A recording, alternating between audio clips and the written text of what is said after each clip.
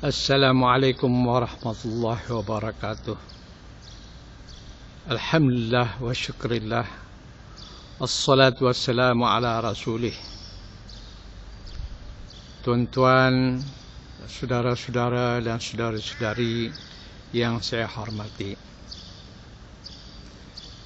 kita dianjurkan supaya mendidik hati kita, mendidik diri kita, mendidik nafsu kita, supaya seluruh tubuh kita dikuasai oleh hati yang baik. Kerana hati yang baik ini akan melahirkan pemikiran yang baik. Hati yang baik akan melahirkan keinginan yang baik, desakan-desakan yang baik, dorongan-dorongan yang baik. Dan daripada dorongan-dorongan yang baik inilah akan melahirkan amal yang baik, amal soleh, iaitu amal yang diakui baik secara syaraknya, yang bermula daripada hukum fiqahnya yang wajib dan juga yang sunat dan juga yang harus. Inilah 3 kategori amal soleh yang kita laksanakan, dan kita menjauhi amal yang makruh, yang tidak disukai oleh Allah, dan juga amal yang haram yang ditegah oleh Allah Subhanahu wa taala. Semua ini memerlukan ilmu untuk kita mengenal dalam amalan-amalan itu apakah amalannya harus, yang sunat dan yang wajib.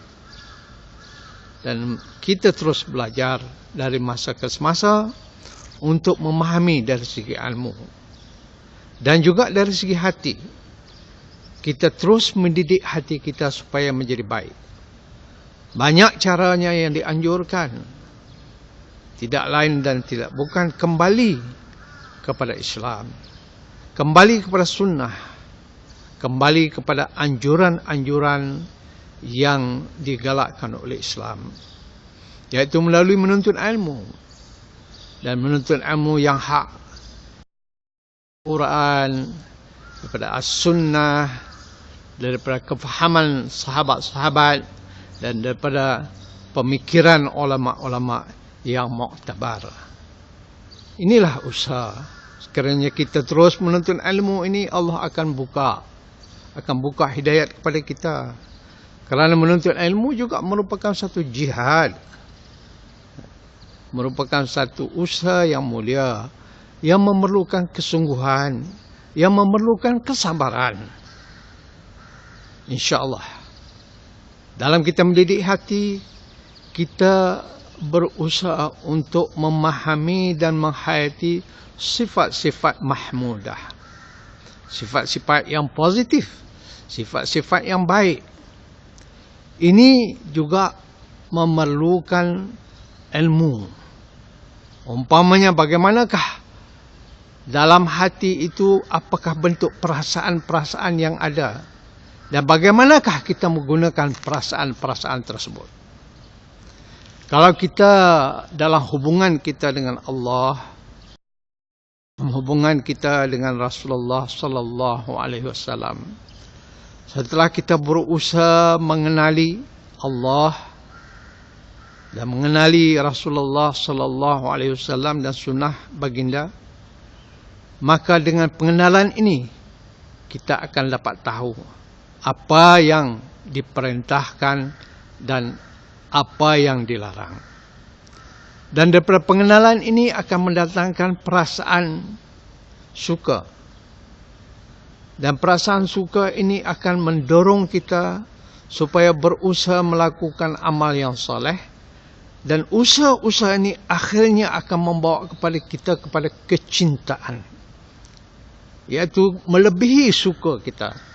Kalau kita mencintai Allah Subhanahu wa taala, Kita mencintainya kerana sifat-sifatnya yang sempurna, kerana ketinggian dan keagungannya, kerana begitu banyak ihsan yang dilaksanakan, yang diberikan kepada kita.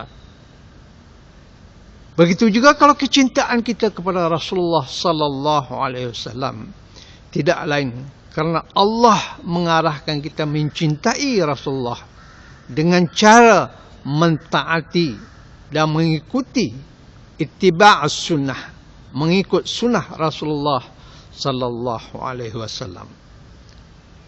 Kecintaan ini memang tidak boleh dipaksa. Dia akan datang sendiri apabila kita ikhlas, apabila kita bersungguh-sungguh memahami, mengenali, menghayati apa yang dikehendaki oleh Allah Subhanahu wa taala dan apa yang disuruh, dituntut oleh Rasulullah sallallahu alaihi wasallam. Allah Subhanahu wa taala mengajak kita ila daris salam, mengajak kita kepada jannah, mengajak kita kepada keampunannya, kepada syurganya, kepada kebahagiaannya di dunia dan akhirat. Itu yang Allah mahu, itu yang Allah ajak. Begitu mulia sekali. Begitu juga dengan Rasulullah sallallahu alaihi wasallam. Segala sunnah yang ditunjukkannya adalah supaya kita ikuti dan tauladan bagi mencapai kebahagiaan di dunia dan akhirat. Begitu cinta sekali Rasulullah sallallahu alaihi wasallam kepada orang mukmin hingga mau mereka itu menjadi orang yang majoriti, supaya mereka itu ramai-ramai dan beliau berbangga dengan umatnya yang ramai. Kerana itu bagindalah yang memberi syafaat kepada kita, yang akan membela kita, yang akan membantu kita nanti di akhirat. Dan semua ini tidak akan berlaku secara percuma. Memerlukan kita memiliki hati yang damai dan tenang, yang mutmainnah. Dan hati damai dan tenang yang mutmainnah ini disebut juga sebagai qalbun salim, hati yang selamat. Hati yang selamat ini adalah hati yang mengenali Allah dan Rasul, hati yang beramal dengan segala pengajaran-pengajaran yang diberikan oleh Rasulullah sallallahu alaihi wasallam. Insya-Allah yakinlah kita, apabila kita beramal dengan yang benar, dengan ilmu yang hak daripada Allah ini, hati kita akan damai, hati kita akan tenang. Kerana kita tidak akan takut pada makhluknya, tidak akan takut pada manusia dalam melaksanakan amalan-amalan yang disuruh oleh Allah Subhanahu wa taala, dalam mengamalkan syariatnya.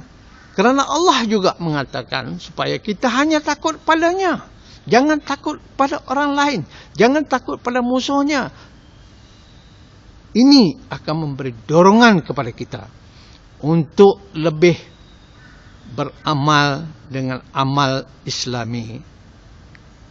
Marilah kita menguatkan azam kita, menguatkan tekad kita,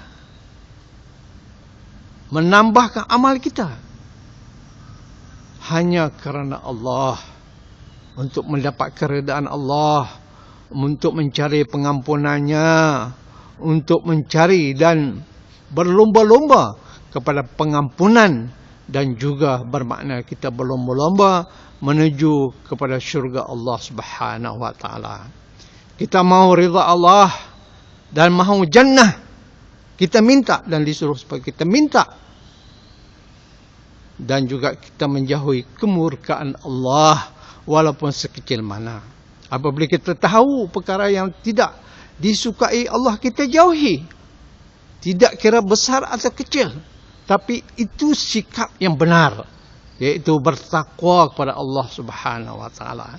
Kita kagum di atas kehebatan Allah Subhanahu wa taala, dan kita cinta kepada Allah kerana Dia mencintai kita dan memberi ihsan kepada kita dari segi fizikal, dari segi tubuh badan, kesihatan dan nikmat yang boleh kita nampak.